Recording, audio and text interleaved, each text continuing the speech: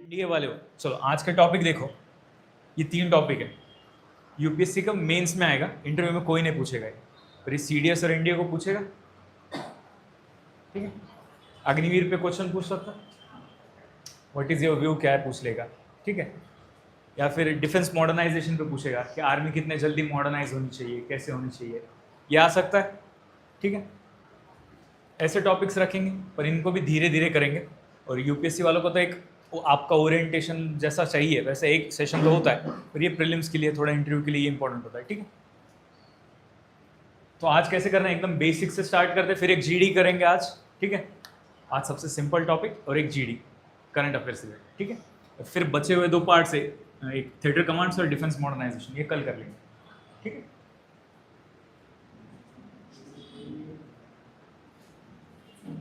अग्निवीर किसके लिए है, अब सबने आंसर देना है। ठीक है,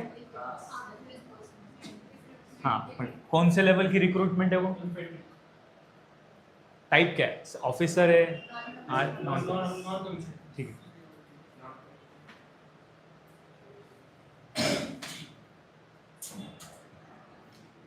आपका व्यू क्या है बताओ, पहले कोई भी बताओ, 2-3 लोगों ने बताया तो भी चल जाएगा। क्या लगता है स्कीम कैसी है? स्कीम बकवास है, चलो। और 4 ही साल होते, चल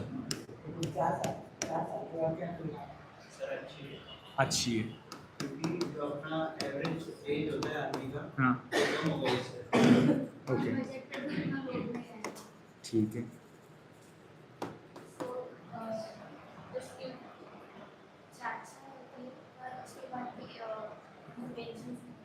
नो पेंशन,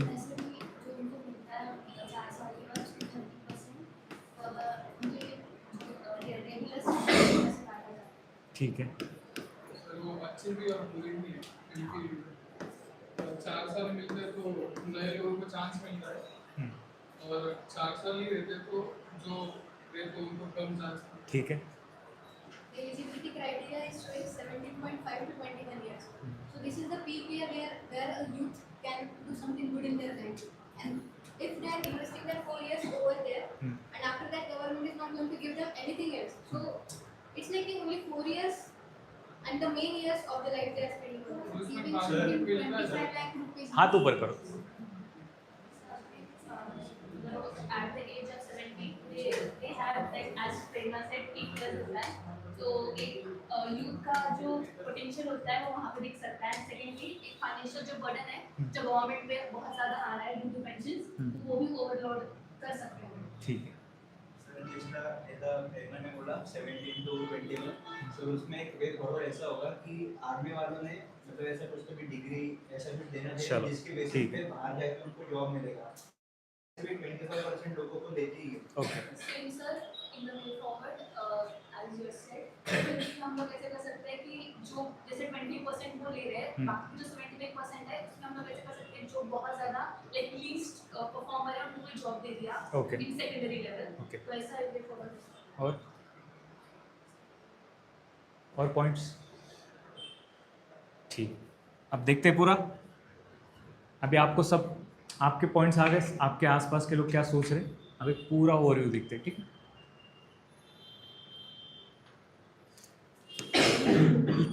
इसका सबसे ज़्यादा प्रखरता से बोलने वाला इंसान कौन था कि अग्निवीर लाना ही है अपने को?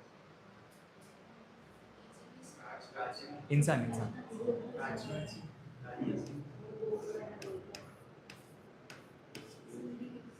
यहाँ पर कौन सीडीएस? बिपिन रावत थे। अब बिपिन रावत क्या कह रहे थे, if you are looking at army as your option for job, we are not for you. Army is not job, army is a service. उन्होंने खुद कहा था आपको जॉब चाहिए, बाहर जाओ 10 जॉब मिल जाएंगे, ये सर्विस है। यहाँ पे आपके जान के बदले पैसा मिलता है, जॉब नहीं कि इतने इतने घंटे काम करना है मुझे। यहाँ पे ऐसा नहीं है कि आप हम पे कोई एहसान कर रहे हो यहाँ आके, आपका देश आपको बुला रहा है, आप खुद होके आ रहे हो, वो सर्विस होती है, ये जॉब नहीं है। पर ये होता क्या है, बहुत सारे गाँव होते हैं जैसे राजस्थान में कुछ गांव है, हरियाणा में है, हिमाचल में है, बिहार में है। ये कुछ स्टेट्स है जहाँ गांव में ना फौजी की बहुत इज्जत होती है, अपने यहाँ पे भी होती है। फिर यहाँ पे क्या होता है ना, एक फौजी बन गया, उसको अच्छा देख के 10 और फौजी बन जाते हैं, उसको देख के 10, तो एक पूरे गांव के गांव 40-50% फौजी के गांव है। तो सुबह सुबह वो बच्चे रास्ते में भागते हुए मिलते हैं ना, सारे के सारे। औरंगाबाद का है ना एजुकेशन सेक्टर का सबसे बड़ा करोड़पति। एजुकेशन सेक्टर में पैसा ही पैसा कमाया उसने बहुत कम टाइम में, ना बताओ, ठीक है? किस इसमें यही चीज़ कर रहे हो, ठीक है? इसमें किया, एक जगह पे चालू किया, अब हर एक बड़े बड़े सिटी में। क्यों? सबको आर्मी में जाना है। हर वो बच्चे को जिसको लगता है कि मेरी सिचुएशन ठीक ठाक है और मुझे अगर आर्मी में जॉब मिल गया तो मैं कुछ अच्छा बन जाऊंगा, कुछ कर जाऊंगा। आर्मी के सर्विस में फिर उसको लाइफस्टाइल मिलता है, पूरे पर्क्स मिलते हैं, पूरा देश घूम सकता है। महाराष्ट्र का बच्चा जॉब लेके हरियाणा, पंजाब सब जगह जाता है, इसलिए। पर ये स्कीम पर्टिकुलरली किस लिए? ऑफिशियल्स के लिए नहीं। आप ऑफिसर नहीं होते, आर्मी के सिर्फ मेंबर होते हो। इसमें फिर प्रॉब्लम क्या आता है, गवर्नमेंट बहुत खर्चा करता है। अपने यहाँ पे पेंशन्स थी, तो क्या होता है 2004 में ना गवर्नमेंट ने एक स्कीम लाया, क्या कोई भी गवर्नमेंट से आप ही का पैसा है, आप जैसा चाहे वैसा लगाओ, शेयर मार्केट में लगाओ, घर खरीदो, कुछ भी करो, आपको पेंशन नहीं देंगे, ठीक है? आर्मी वाले जिनको पेंशन अलाउड थी, बाकी सबकी पेंशन बंद है उनके लिए। और 2004 के बाद आर्मी में भी रिक्रूट होंगे ना, पेंशन मिलेगा, नेवी वालों को भी मिलेगा, एयरफोर्स वालों को भी मिलेगा, सिर्फ आर्मी से रिलेटेड जितने लोग थे उनको। पर फिर यहाँ पे क्या किया, आपका CAPF पता है आपको, ठीक है? आपका फिर से BSF है, आपके जितने भी आर्मी से रिलेटेड पोस्ट और जो आर्मी के डायरेक्ट कमांड में नहीं आते उनको पेंशन बंद कर दी। CAPF में पेंशन नहीं है, BSF में नहीं है, CRSF में नहीं है, किसी में नहीं, सिर्फ पर्टिकुलर आर्मी में। तो फिर क्या, महीने का महीना इतना इतना पैसा हाथ में आता है, कभी बंद ही ना हो। रिटायर हो जाओ, रिटायरमेंट का थोड़ा बहुत पैसा मिल जाए, फिर रिटायरमेंट की पूरी ज़िंदगी महीने में कुछ ना कुछ आते रहे। एक स्टेबल चीज़ होती है। लोगों को थोड़ा रिस्क पसंद नहीं होता है, और ऊपर से इज्जत मिलती है। गाँव के रिटायर होने के बाद फौजी आता है, सरपंच बन जाता है, फिर वहाँ से उसका फिर ग्रोथ चालू हो जाता है। प्लस गांव में अगर स्टेबल कंडीशन नहीं है मेरे घर की, समझो मैं आर्मी में जाना चाहता हूँ, मैं सिलेक्ट हो गया, देखो क्या क्या चीज़ें मिलती हैं। एक तो रिस्पेक्ट मिलेगा। अब मेरा घर तो ठीक ठाक था, स्टैंडर्ड इतना अच्छा नहीं था, और फिर जो चीज़ मुझे स्टैंडर्ड बना के मिल सकती थी वो बिना बनाए मिल जाएगी। कौन सी है वो?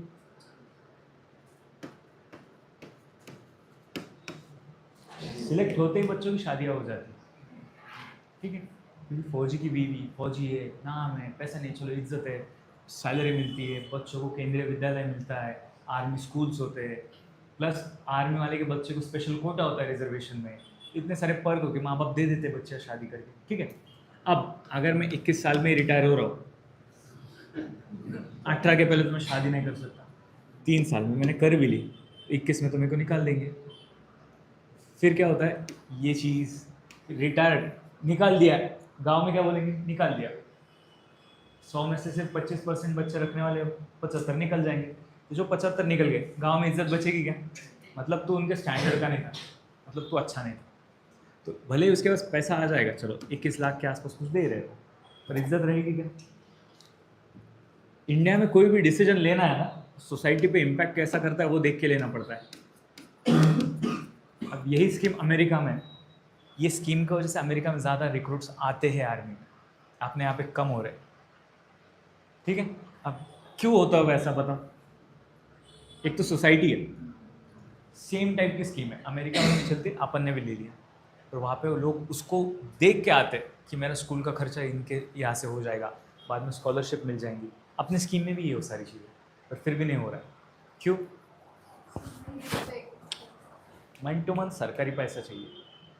वो जो एक बार सरकारी जॉब लग गई और महीने के महीने 20,000 भी आ रहा होगा ना, उसका जो मज़ा होता है ना, अब कुछ भी हो जाए, मैं कितना पैसा खा भी लूँ, पकड़ा भी जाऊँ, सस्पेंड नहीं होऊंगा, और केस 20-25 साल चल सकता है, और जब तक केस चलेगा तब तक तो रिटायरमेंट हो जाएगी केस में, बाद में कुछ भी हो जाए, पे तो है, ठीक है? ठीक है। और केस 20-25 साल है, फिर इतना चलने के बाद गवर्नमेंट खुद बोलते हैं सेटल कर ले, देखो इतना इतना स्टाइपेंड दे देंगे, इतना इतना रिटायरमेंट का पैसा तेरा 80-70% दे देंगे, जैसे को वैसे नॉर्मली मिलने वाला था, सेटल कर लेता है, हो जाता है। इसलिए गवर्नमेंट जॉब्स में ना खाने जो भ्रष्टाचारी लोग होते हैं ना, डरते इसलिए नहीं है वो, ठीक है। आप अपन ना अपने इसमें सिस्टम में देखेंगे, एक तो इसको लॉन्च किया था 2022 में, इंडियन आर्मी के रिक्रूटिंग को यूथ ओरिएंटेड बनाना था। अब अपने आर्मी की एवरेज एज क्या है, सारे लोग हैं, उनकी एज को मिला के कितनी एज बनती है एवरेज? ये स्कीम के पहले कितनी बनती थी वो बताओ? 32 थी।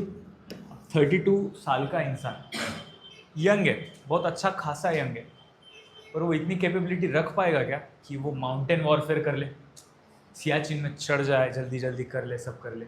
अब जो 18 से 21 के बीच का बच्चा होगा और उसके बाद वो सिलेक्ट भी होगा, चलो तो वो 25-26 के एज के आसपास होगा, कैपेबिलिटी है उसकी अच्छी माउंटेन वॉरफेयर करने की, दौड़ने की, भागने की। अब मैं 28 को, मेरे अभी से घुटने दुख रहे हैं, मैं ट्रैक करता हूँ तो मुझे 2 बार रुकना पड़ता है। ऐसा नहीं कि मैं फिट नहीं, पर है, हो जाता है बाद में, धीरे धीरे डिक्लाइन आता है। आफ्टर 25 हर एक की बॉडी डिक्लाइन होती है, इसलिए अपने एम ही यही है, जहाँ पे फाइटिंग करनी है ना, वहाँ पे लोगों की एज कम चाहिए अपने, ठीक है। तो इन्होंने क्या किया, 17 से 21 का सर्विस किया, अब वो 4 साल की सर्विस है, और उसके बाद ये मॉडर्नाइजेशन करना था, इसलिए इन्होंने टेक्स आई। अब मुझे बताओ, मैं 28 का हूँ, टेक्नोलॉजी है, उसी टेक्नोलॉजी को एक 18 साल का बच्चा हैंडल कर रहा है, जल्दी कौन सीखेगा? 18 साल का बच्चा। अब नई नई टेक्नोलॉजी आने वाली आर्मी में, AI आएगा, साइबर वॉरफेयर आएगा, तो कौन सीखेगा अच्छे से? अब मुझे लाइक रिक्रूट करोगे या 18 साल वाले पर? ठीक है। अब इसका पॉजिटिव साइड होगा ये 18 ईयर्स वाला जल्दी सीखता है, ठीक है, ऊपर से फाइनेंशियल सेविंग्स है। तो अब क्या होता है, पेंशन होता है, बहुत पैसा जाता है पेंशन में। इंडिया में अभी इंडियन गवर्नमेंट है ना, अराउंड आर्मी में 22,608,000 लाइक 22.5 लाख लोगों को पेंशन दे रही है आज। कितने लोग हैं? 22.5 लाख लोगों को पेंशन मिलती है। आपका पूरा बजट जाता है उसमें आर्मी का। प्लस अब 7th पे कमीशन पता है सबको, कि हर एक टाइम के बाद गवर्नमेंट डिसाइड करती है कि जितने भी गवर्नमेंट सर्वेंट्स हैं उनका अपन है ना पगार बढ़ाएंगे 20, 25 या 22% से, हर एक कुछ साल के बाद होता है। तो फिर वो जब बोलती है कि हमें कमीशन बिठा रहे, ये तय करने के लिए कितना बढ़ना चाहिए, और जब इतना बढ़ना चाहिए, ये डेट से ये डेट के बीच का भी पैसा देते हैं वो भी देना पड़ता है। इतना सारा बर्डन आता है। एक केस बता दो, जब रेलवे के लिए 7th पे कमीशन आया ना, तो उसके बजट में 5-5.5 लाख करोड़ का बजट था, ठीक है। और इसमें से 4 लाख करोड़ का पूरा पैसा सिर्फ पेंशन का, पिछला जो स्टार्ट और एंड डेट है उसके बीच में का पेंशन, और सारे जितने भी लोग थे उनका एरियर्स होता है ना, जो ये टाइम में बना है, वो देने में ही निकल गया 90%। पेंशन, काम करने वाला, वो सब मिला के। तो फिर ये सारी चीज़ें होंगी, तो फिर अग्निवीर सही है क्या? ठीक है।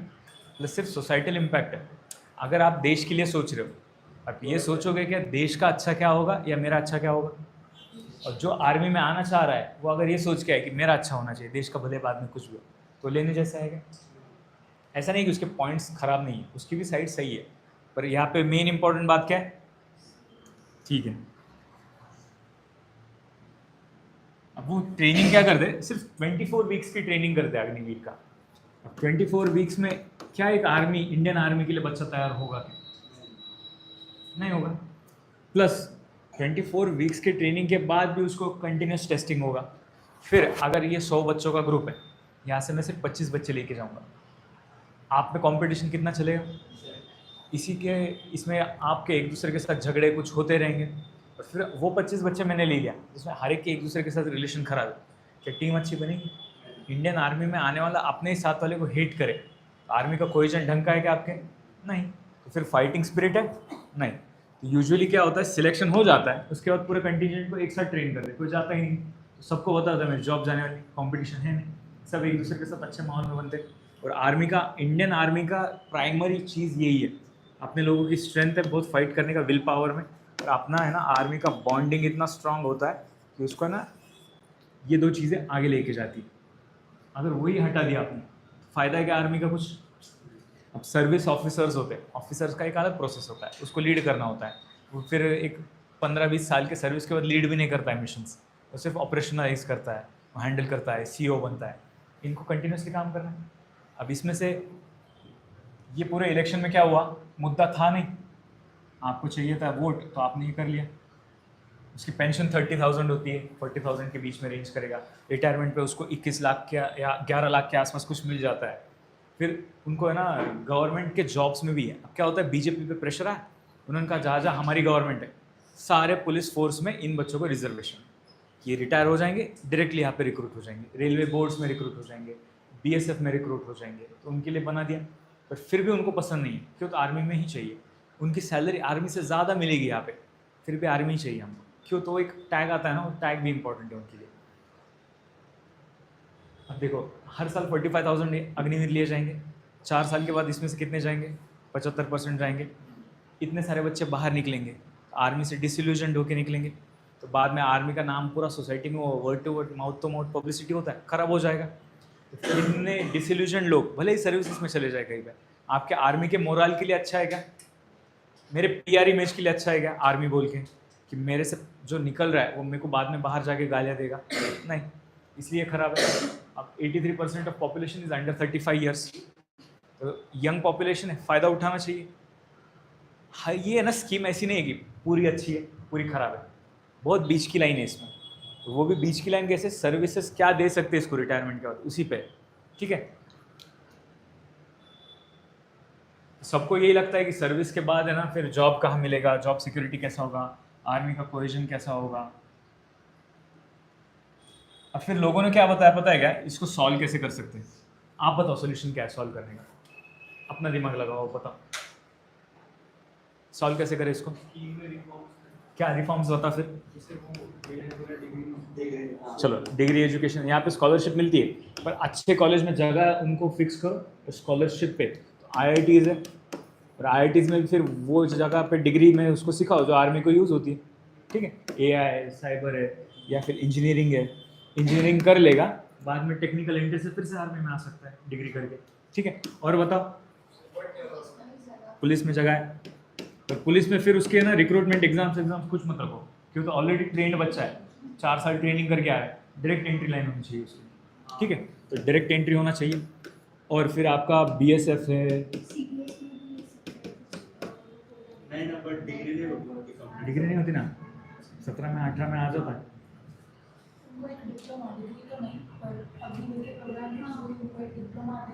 वो मिलता है उनको, सर्टिफिकेट मिलता है, सर्टिफिकेट मिल जाता है उनको, और उसका ऐसा स्टैंडर्ड कोई है नहीं। हाँ, सो स्टैंडर्ड ऐसा हो कि जहाँ पे उनको वो 4 साल में कुछ प्रोफेशनल चीज़ें सिखाई जाए, जिसके बेसिस पे वो एक ढंग की जॉब ले सके, अगर उनको ये करना ही नहीं है कुछ। और डिफरेंट करिकुलम बनाना पड़ेगा ना, जिस 18 to 21 बैचलर्स वाला भी है। चलो करिकुलम बनाना पड़ेगा। और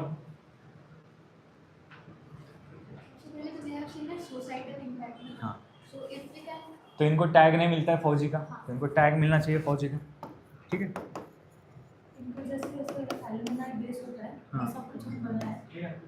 हाँ ठीक है, बना सकते हैं, हाँ जितने भी, हाँ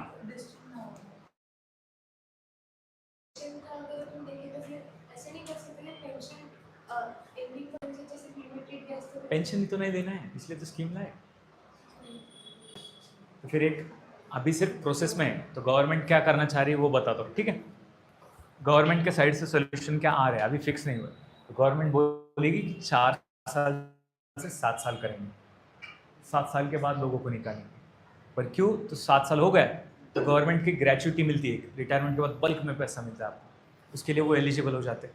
ये जो 11 से 21 के बीच में जो मिलता है वो बहुत रकम बढ़ जाती है, 50-55 के आसपास मिल जाएगी उनको, ठीक है।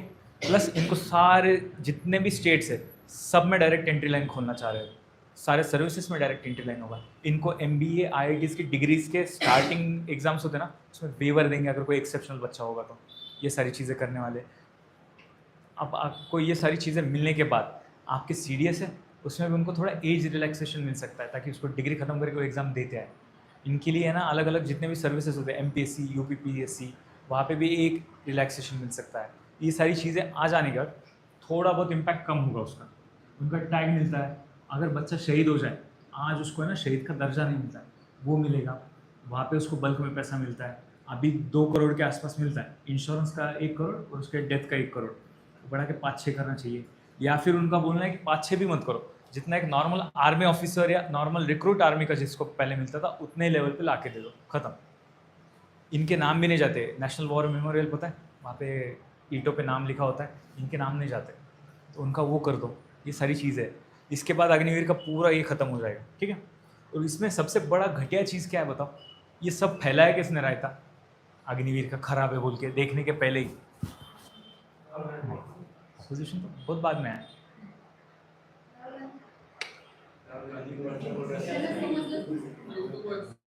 कौन से वाले? नहीं अपोजिट वाले नहीं, एक टाइप की जमात है वो पूरी।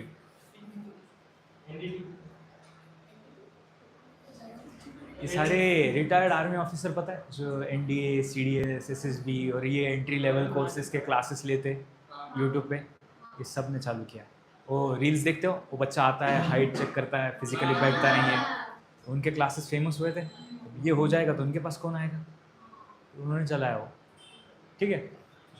बिहार पूरा 3 दिन तक जल रहा था, ट्रेन्स जल रही थी, बाइक्स जल रही थी, सब जल रहा था। क्यों? बिहार में पूरा इंडस्ट्री, बिहार में एक्चुअली कोचिंग माफिया है, यूपीएससी वाला अलग माफिया है, डॉक्टर वाला अलग माफिया है। वो खान सर ने कम पैसे में चालू कर दिया था इंस्टीट्यूट, बहुत लोगों को कम में हो रहा था, सीधा आके बम फेंक के गए उसके ऊपर, बच गया, कोई किसी को कुछ हुआ नहीं। इतना ही नहीं, नांदेड़ है ना आपका यहाँ पे, लातूर पैटर्न है। लातूर में अगर बायोलॉजी का क्लास है, किसी का अच्छा चल रहा है, तो बाकियों को इम्पैक्ट हो रहा है ना।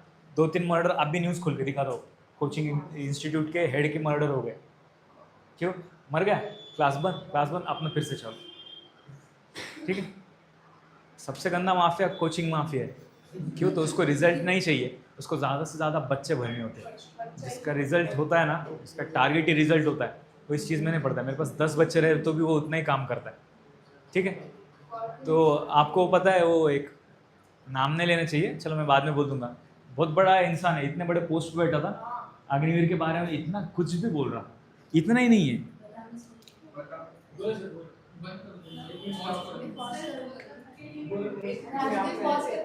आपको पता है आपके नरवने भी थे, नरवने पता आहे का तुम्हाला? खरंच सिरियसला जायचं आहे ना? इंडिया वालों को सही में इंडिया जाना है। कौन होतं सांग ना तुला? आर्मी चीफ थे ना? नहीं, आर्मी चीफ थे। हाँ, आर्मी चीफ थे। तो ये क्या हुआ, सीडीएस खाली पोस्ट थी, गवर्नमेंट भर नहीं रही थी, साल भर तक गवर्नमेंट ने भरा नहीं, और फिर 4 लोगों का ये 4 लोग पॉसिबल लोग, 4, 5, 6 कुछ लोग थे एक पोजीशन के बाद, इनको कंसिडर कर सकते हैं सीडीएस के लिए। उसमें नरवणे थे, एयरफोर्स वाले थे, नेवी वाले थे, 2-3 एक्स्ट्रा रिटायर्ड लोग भी थे आर्मी के, जो फिर से सुपर एनुएट होकर आ सकते थे सीडीएस बनने के लिए। तो गवर्नमेंट ने नरवणे को नहीं चुना, ठीक है, रिटायर हो गए। अनिल चौहान को चुना, वो सीडीएस बन गए।